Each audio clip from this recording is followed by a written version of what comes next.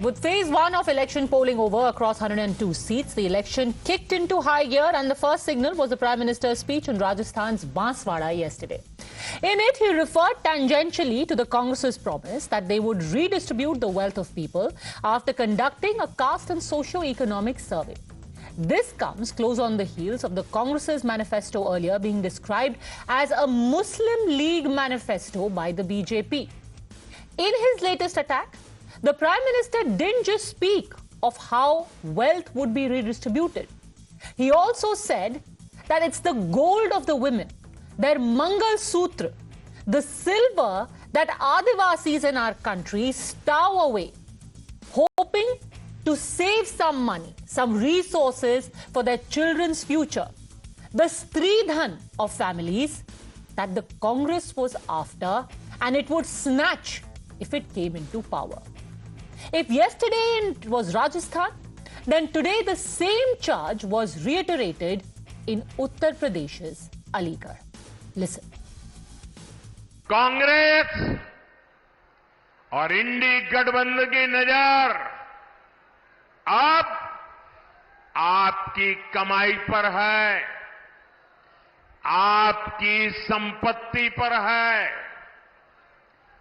कांग्रेस के शहजादे का कहना है कि उनकी सरकार आई तो कौन कितना कमाता है, किसके पास कितनी प्रॉपर्टी है, किसके पास कितना धन है, किसके पास कितने मकान है, उसकी जांच कराएंगे।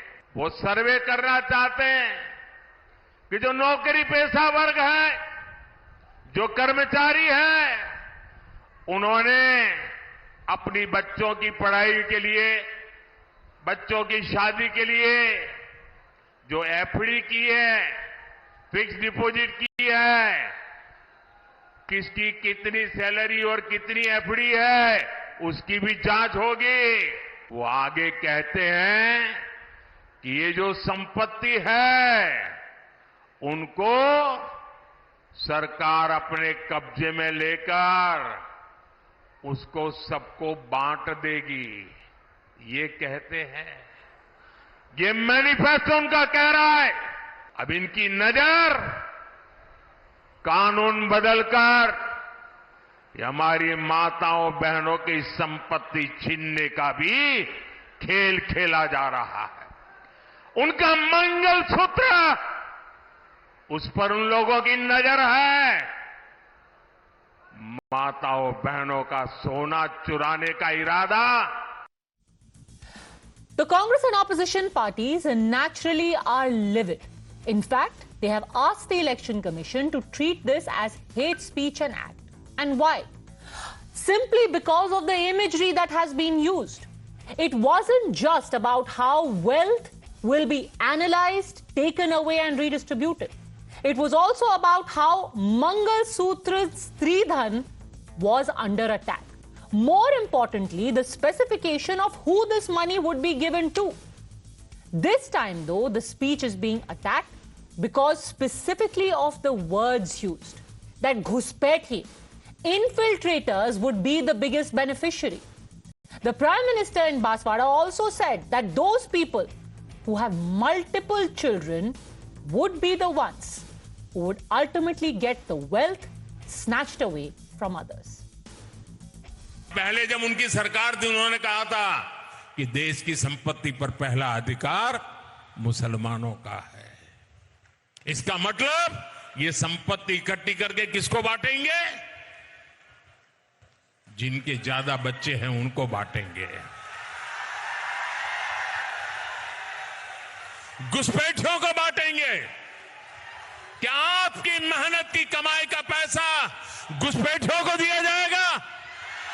आपको मंजूर है? ये कांग्रेस का मैनिफेस्टो कह रहा है कि वो माताओं बहनों का सोने का हिसाब करेंगे, उसकी जड़ती करेंगे, जानकारी लेंगे और फिर उस संपत्ति को बांट देंगे और उनको बांटेंगे जिनको मनमोहन सिंह जी की सरकार ने कहा था कि संपत्ति पर पहला अधिकार मुसलमानों का है। भाइयों बहनों, ये अर्बन नक्सल की सोच, मेरी माताओं बहनों, ये आपका मंगलसूत्र भी बचने नहीं देंगे, यहां तक जाएंगे, मैं कहने आया हूं। Now, after this speech, first in Rajasthan and then in Uttar Pradesh, leaders from INDIA are likening it to another attempt earlier to turn it into an 80-20 election, where the majority votes are being pitted against the minorities. The question is, why is it being done at this juncture? Will it work? And most importantly, does this qualify as hate speech, and will it attract action from the Election Commission? Election should fight with harmonious mindset. That should begin from the Prime Minister itself, because Prime Ministership is the big position in this country, constitutional position. But this is quite unfortunate. He is lying everything. He is entirely misquoting the Congress manifesto. That is why we decided to send the manifesto from all over India to PMO. That's all. He is panicking. He is now realizing that India's mood is changing. That is why he is doing all of this. कौन सा मुस्लिम league का issue है उसमें? सब महिला को 1-1 लाख रुपए सालाना देना, ये मुस्लिम लीग का है प्रोग्राम? युवाओं को नौकरी देना, ट्रेनिंग देना और उनको 1 लाख रुपए ट्रेनिंग के लिए देना, ये मुस्लिम लीग का है?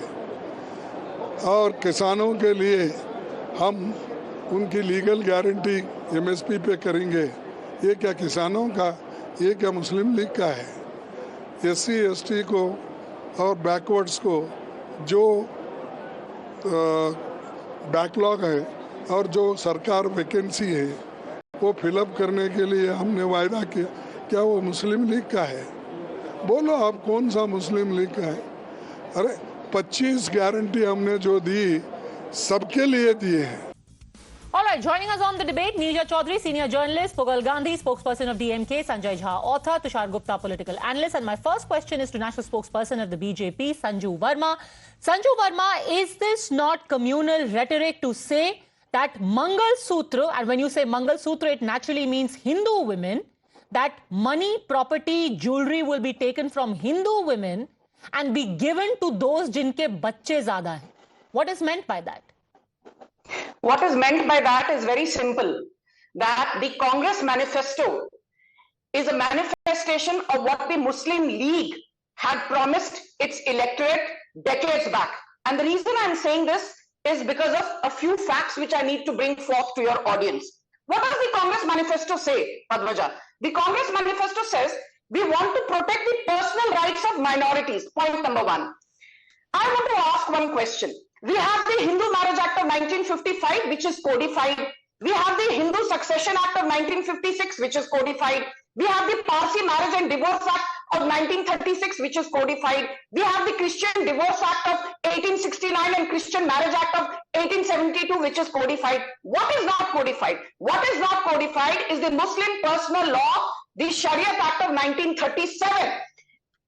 You don't need to be a rocket scientist to understand that when the Congress talks of protecting the personal laws of minorities, it is not talking about the Parsi communities, it is not talking about Christians, it is not talking about Jains or Buddhists, it is not talking about Hindus, because all the personal laws of these communities are codified. It is clearly a reference to the Muslim community which the Congress wants to mollycoddle. That is my point number one. Point number two, 9th of December 2006, this clip of ex-Prime Minister Manmohan Singh is out there in the public domain, where he first says that minorities, especially Muslim minorities, need to be empowered so that they can share equitably in the fruits of development. So far, so good. He immediately, within 10 seconds, or rather should I say within 5 seconds, says they should also have the first claim on resources. Is that not polarizing? Is that not communal? If the Prime Minister has only shown a mirror to the Congress party, if the Prime Minister has only shown a mirror to his ex-counterpart from the Congress, Manmohan Singh, why is an entire cabal led by Rahul Gandhi rattled when Rahul Gandhi says, Hum Shakti ka, we will not go to Shakti because this will go on. I want to again draw you back to what we are discussing today. What Dr. Manmohan Singh said was more than a decade ago, and n number of debates have been had, and he has gone to the electorate and faced the consequences, presumably. My question is, today, when the BJP and the Prime Minister talk about the Congress's declaration of redistribution of wealth, where is the issue of Mangal Sutra coming in? I actually want to play out for you and the viewers what Rahul Gandhi actually said about this promise of redistribution of wealth, and then answer. Let's listen. हमने वायदा किया है कि जैसे ही हमारी सरकार आएगी, जो हमने तेलंगाना में किया, जाति जनगणना को हम पूरे देश में इंप्लीमेंट कर देंगे। देश का एक्सरे कर देंगे, दूध का दूध, पानी का पानी हो जाएगा।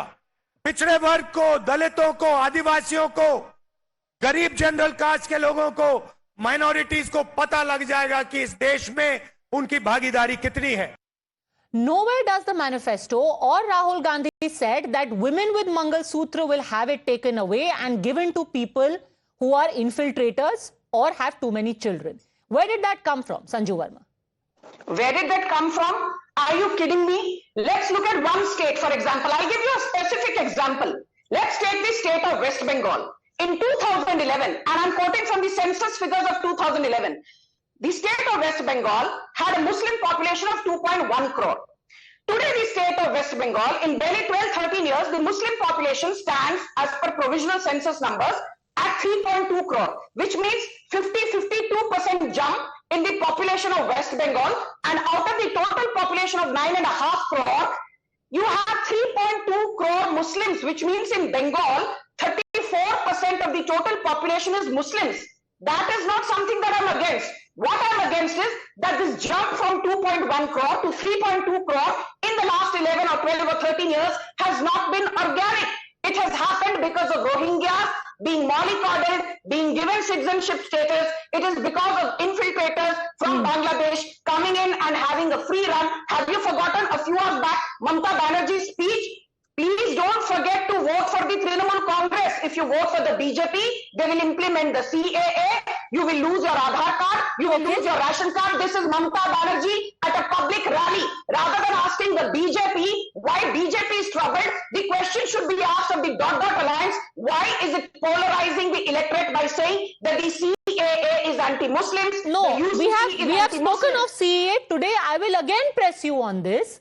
Where does the manifesto say that money will be... See, we can argue about the merits of the idea of wealth distribution.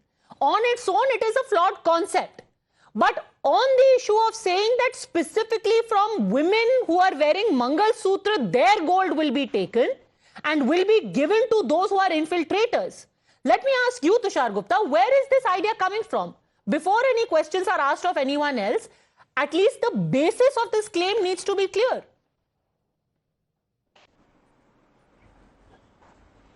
Good evening, Padmaja. Look, the first chapter of the Congress's manifesto is about equity. Somehow Rahul Gandhi believes that he can double up as Karl Marx and usher a redistribution of wealth to ensure equity in India. That is not how it works, because Rahul Gandhi is basing his entire solution on caste census. He's not basing it on economic inequality. He's saying, I want a caste census so as to understand what economic inequality looks like, and that is where the problem is. He's not saying, I will usher in more opportunities for people of the economically backward communities. His entire argument is based on a caste census. So first he wants to tear down the social fabric of India to the last shred and then talk about redistribution. Now my simple question, Padmaja, to the Congress representatives is, how will this redistribution happen? Because the manifesto throws no clarity in the equity chapter, which is the first chapter. You are talking about wealth redistribution and its economic wisdom. Tushar Gupta, I am going to ask you very bluntly, is this a dog whistle?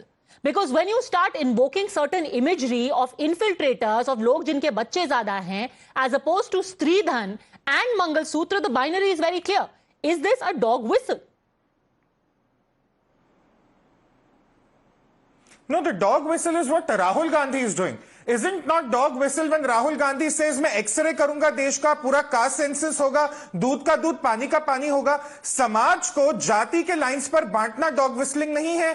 ये कहना कि wealth redistribution होगी, जिसका जितना हक है उनसे छीना जाएगा और बाकियों को में बांटा जाएगा, is this not dog whistling? For a man who wears Burberry t-shirts, for a man who has stock market investments worth rupees 8 crore, as per the last election affidavit, has numerous immovable properties and assets, is it fair for him to talk about redistribution? Padmaja, the scarier part, again, I'm answering your question. The problem is Rahul Gandhi is not talking about economic inequality as we understand. He is saying my economic inequality understanding stems from the division of caste within the society, and I'm going to use that. I'm going to tear down Hinduism to its last shred by doing a caste census and then talk about redistribution. Where is the wisdom in that? Okay, let me, before Sanjay Jha and Mr. Gandhi, Mr. Pugal Gandhi of the DMK, not the Mr. Gandhi, respond. Neerja Chaudhary, what do you make of this? This messaging, the time at which it comes, and whether it is going to stick? Look, it's the Prime Minister of India speaking. It's not any BJP leader. It's a very strident note, and it is at a very emotional level. You're absolutely right when you're repeatedly saying he's talking about Sona, Istri Dhan, Mangal Sutra, which means a lot to Hindu women, and that this may be redistributed to Muslim families, to infiltrators. Now that's a very, very sharp, Prime Ministers in the past struck sharp notes, but this is amongst the sharpest that he's struck. Now this note comes soon after the first phase of polling, and if you traveled in North India, which I did in some parts, this time people said, particularly in Uttar Pradesh, this is not a Hindu-Muslim election as was the case in 2014, nor is it an India-Pakistan election as was the case in 2019. This time the issue is Narendra Modi at the heart of it. What he's done, his delivery, his foreign policy, is taking India forward for the people who are supporters and those who are dissatisfied, saying joblessness, rising prices, etc., etc. Now this seems to be once again to go back to the BJP's tried and tested method of polarizing along Hindu-Muslim lines, and with the Prime Minister doing it, it is really at the peak now. And you know, people will defend it as is happening on your show, people will attack it as is going to happen on your show, and therefore it becomes that much of an issue. So far, Hindu-Muslim issue in this election has not had traction. And this was admitted even by candidates. The trolls of the BJP have been silent on the whole. So I think, unfortunate, but what do you make of it in terms of why the Prime Minister should do it when he had many other things going for him? Okay, Sanju Verma, respond to that. Now let me just put out some figures in front of our viewers. Overall, we know that nationwide in phase 1, as compared to the same 102 seats in 2019, there has been a dip of 4% in polling. In Tamil Nadu, on the 39 seats, the polling dipped by 3%. In Uttarakhand by 6%. In Rajasthan by 6%. In Madhya Pradesh, worryingly, of the 6 seats that polled, it dipped by 8%. And in UP, the 8 seats that polled, it dipped by 5% as well. So 5% dip in UP, 6% dip in Bihar, 8% dip in Madhya Pradesh. Sanju Verma, are these dips in voting going to be buoyed by that ultimate 80-20 formula? Is this what it is? You know, Padmaja, that's a very interesting question. I have a lot of respect for Neerja Chaudhary. But, you know, I take strong offense to her remark, the trolls of BJP. With due respect, Ms. Chaudhary, you know, there are trolls on both sides of the ecosystem. You have Congressy trolls, you have BJP trolls, you have leftist trolls. So जब आप BJP के view point को you try and undermine the credibility of dissent by calling BJP's viewpoint as somebody who's only trolling, you're being unfair to them. But be that as it may, let me just agree with you on one point. Yes, it was an emotional pitch by the Prime Minister. Let me borrow your phrase. If you say that it was a strident note that he struck, so be it. But let me also tell your viewers what Padmaja has been asking me. I have this data with me. There are 5 Devaswam boards in Kerala. You have the Guruvayur, the Travancore board, the Malabar board, the Kudal Manikyam board, and the Cochin board. And these 5 Devaswam boards in Kerala manage 3,578 temples.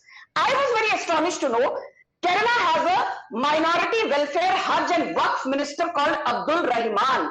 And you will be surprised to know that every year from these 3,500 plus odd temples in Kerala alone, which these 5 Devaswam boards manage, the annual income is more than 590 crores, and most of it is offerings by Hindu women. They offer their gold bangles, they offer their Mangal Sutras, they offer their Lakhnis, and 98.2% of the offerings to these 5 Devaswam boards are redistributed not amongst Kerala's Hindus. They are given to Kerala's Muslims. So if Narendra Modi has spoken the truth, which might be unpalatable, isme harj kya hai?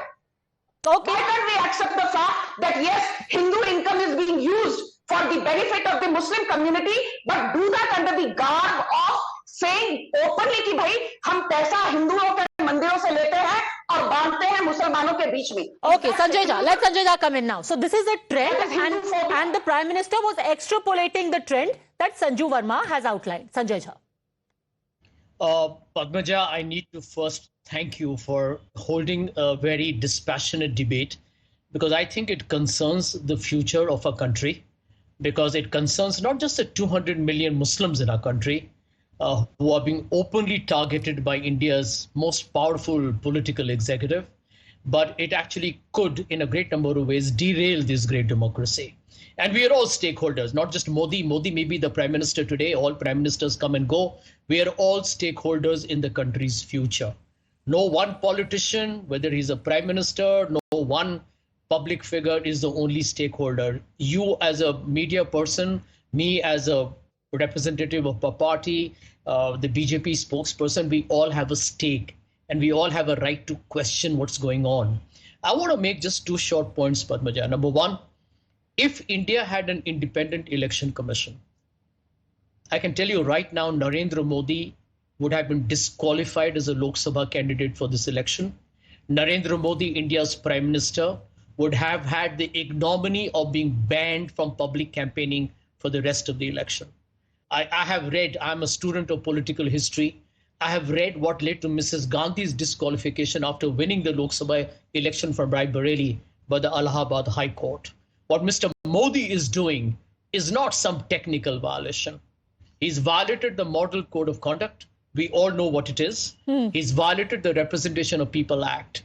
And if there are no consequences on Mr. Modi, I can promise you, we are actually entering a very dangerous and a very diabolical phase of the future of Indian democracy. As Neerja correctly pointed out, this is not another fringe leader. This is India's Prime Minister. Sir, can you address the example that Sanju Verma has given? She is saying that past examples show us resources from temples are used for minorities. That is what was being extrapolated. Please address that specific example. No. One minute. I'm not obliged to answer any Tom, Dick or Harry stupid. No. Please do not make personal comments. She's not a Tom, Dick and Harry. She's a national spokesperson. Please, Mr. Jha. No, then we'll get into this tutu meme slanging match. Please, let's not get personal. Answer a specific example quoted. Yeah, here is my... No, 1 minute. I'll tell you what I want to do on your program. Your viewers, I respect them. I want to debunk the lie spoken by Modi. Modi has spoken from a public platform. I feel appalled and aghast that I have to call him my Prime Minister. Let me be very honest with you. I do not think we should get into a long monologue about a individual. We are discussing an issue. I'll quickly bring in Mr. Pugal Gandhi also. Please, I request you, let's debate an issue. Mr. Gandhi, would you like to respond to a specific example that temple resources are used for other communities? Hence, the suggestion here that if wealth distribution happens, then the majority will be at the receiving end in a negative way. Your comments. See, first of all, the BJP spokesperson who is on the show today, I think she is also a liar like her own leader, Mr. Narendra Modi. Or else she does not understand how the temple funds are being used. None of the temple funds can be used for any other purpose except for the temples. That is the underlying fact. Even in Tamil Nadu, we have got HRNC department. How it works, the temple funds are collected. The temple funds goes to the consolidated fund. And from that consolidated fund, it will be used only for the maintenance of the temples. And in most of the cases, in Tamil Nadu, we have got around 40,000 temples under HRNC. And only around 500 to 600 temples are money-making temples, or maybe the Kanikis or whatever may be. Whereas the other temples are loss-making temples. they does not have enough funds even to do pujas. Therefore, it is the state government which spends on the temples. I have the facts and figures with me, right? Even with me. The revenue which is generated from Tamil Nadu temples are around 350 crores, the total temples. Whereas the state government is spending around 750 crores to the temples to maintain it, because out of the 40,000 temples, when I say some of them are in the village side, where one puja will not be allowed to be made because of the fund crisis, it is the state government paying the pujaris and also the temple rituals. So let's have the facts clear. As far as Mr. Modi is concerned, Mr. Modi is a big liar, and all the BJP spokespersons and the BJP leaders are also doing the same thing. And today's issue with respect to the Honorable Prime Minister's speech is nothing but the nervousness of BJP and Mr. Modi, because their own reports say that they are losing their ground in the Tamil Nadu and other states, which went for the poll in the first place. And because of that nervousness, they are becoming, because these are megalomaniac leaders. Okay, this is again the question of nervousness, low turnout, manifestation. Sanju Verma. And Padmaja, let me be very clear. I have not abused anyone on your show. The Prime Minister has been abused. Sanjay Jha called him the biggest liar. The same thing has been done by the DMK spokesperson. I want to tell Sanjay Jha, you said you don't want to debate with any Tom, Dick or Harry. Sanju Verma is the national spokesperson of the BJP.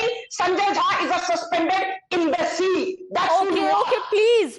I stopped him. I'm requesting you. Let's not get into this personalized tu main. Make a point, please.